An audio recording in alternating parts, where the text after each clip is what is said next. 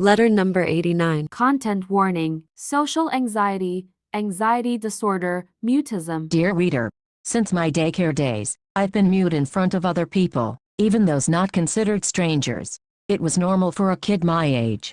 My silence was appreciated, awed, and even welcomed. Teachers would praise me for being well-behaved. Parents cooed at me.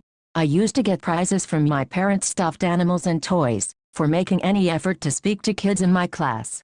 As I grew older, the social expectation for me to use my voice also grew, but I simply could not catch up. I was always 10 steps behind. By the time I figured out how to make eye contact with people, everyone else had figured out how to make conversation. By the time I figured out how to say any word at all, everyone else had figured out how to make friends. The transition from elementary to middle school amplified all these problems.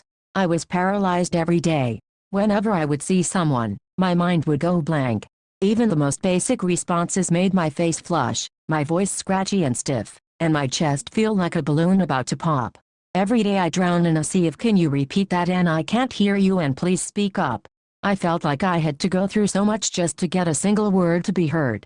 On top of that, most people's attention spans did not last long enough for my stiff and tiny words, and they would move quickly to the next topic. I began to think it was no longer worth the effort to talk. I'd go for days at a time without saying a word. My mouth went dry, my cheeks and jaw numb, from how still I kept my face. I felt like a walking statue, or maybe a ghost. Still, it wasn't that anyone tried to ignore me on purpose. A few people even approached me.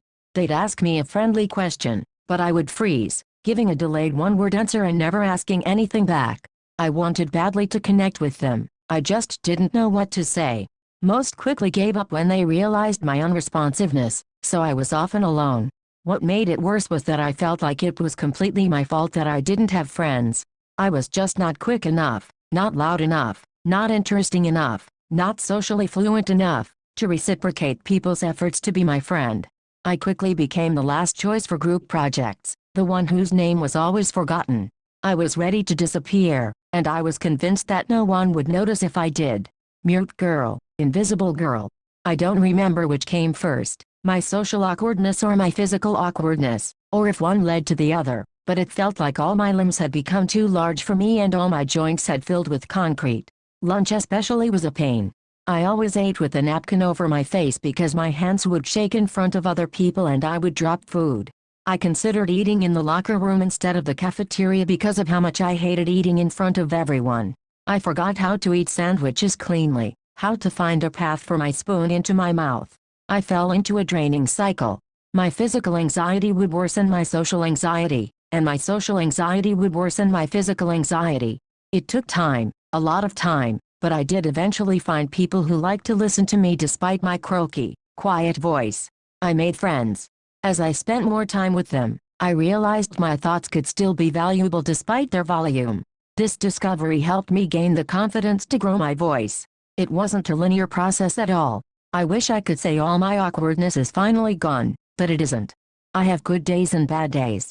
My voice still gives away when I become suddenly conscious of the articulation of every word. My physical awkwardness still haunts me sometimes. I become robotic while trying to put my papers into my folder, putting on my backpack, or getting onto a seat on the bus. But my face no longer becomes numb. I find myself laughing and smiling a lot with the friends I have made. Because I can still be heard,